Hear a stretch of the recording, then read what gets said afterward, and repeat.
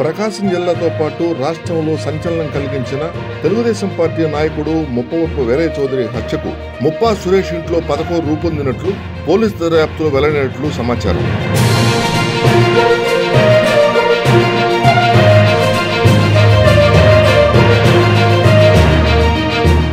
ఈ నెల 24వ తేదీ నుంచి 27వ తేదీ వరకు జైలులో ఉన్న 4 నిందితులను పోలీసులు తమ కస్టడీకి తీసుకుని విచారించారు.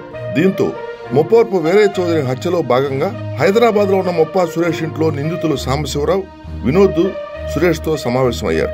ఆ సమయంలో సురేష్ భార్య కూడా ఉన్నట్లు పోలీసు విచారణలో వెల్లడైనట్లు తెలుస్తుంది. వినోద్, సాంబశివరావుల మధ్య ఎలాంటి లావాదేవీలు జరిగాయనే కోణంలో కూడా పరిశీలన చేస్తున్నట్లు తెలిసింది. ఈ మేరకు ఒంగోలులో ఉన్న వినోద్ ఇంట్లో, అమ్మన్బ్రోల్లో ఉన్న సాంబశివరావు ఇంట్లో పోలీసులు సోదాలు నిర్వహించారు.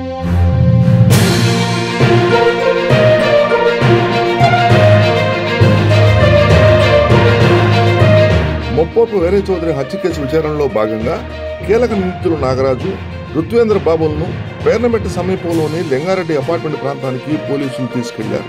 వీరయ్య చౌదరిని హత్య చేసిన తరువాత నిందితులు నాగరాజు, గౌతములు మోటార్ సైకిల్ పై అటువైపుగా పరారయ్యారు. ఆ క్రమంలో లింగారెడ్డి అపార్ట్మెంట్ సమీపంలో నాగరాజు దుస్తులున్న బ్యాగును పడవేశారు. అందుకోసం పోలీసులు ఈ ప్రాంతానికి నాగరాజు, రుత్వేంద్ర బాబుని తీసుకెళ్లారు. ఈ దర్యాప్తులో భాగంగా వారిని విచారిస్తున్న సమయంలో వారిరువురు పరారేందుకు ప్రయత్నం చేశారు. దీంతో అప్రమత్తమైన పోలీసులు వారిద్దరిని చాకచక్యంగా పట్టుకున్నారు. వారిపై తాలూకా స్టేషన్లో మరో కేసు నమోదు చేశారు.